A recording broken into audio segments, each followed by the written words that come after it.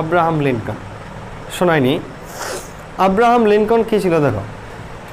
Abraham Lincoln, এই যে তোমাদের এখন মনে হচ্ছে না যে আমি পড়বো তো বই নাই, মনে হচ্ছে এক্স্যাক্টলি আব্রাহাম লিঙ্কনের এই অবস্থা ছিল। তো তোমাদের কাছে টাকাও আছে, বই নিতে পারবা, কিন্তু নেওয়া হয়নি।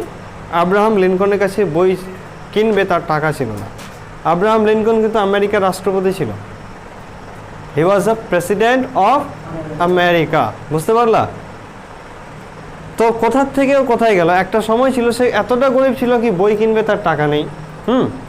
তো কি করলো, ওর একটা বন্ধুর কাছে সে বই নিতে যায়। তার যেখানে সে তার বন্ধু থাকতো সেটা দূরত্ব ছিল 30+ মাইলস। আমরা জানি 1 মাইল ইজ ইকুয়াল টু 1.6 কিমি। তাহলে যদি 30 মাইল হয় তাহলে কত? 45 কিলোমিটার।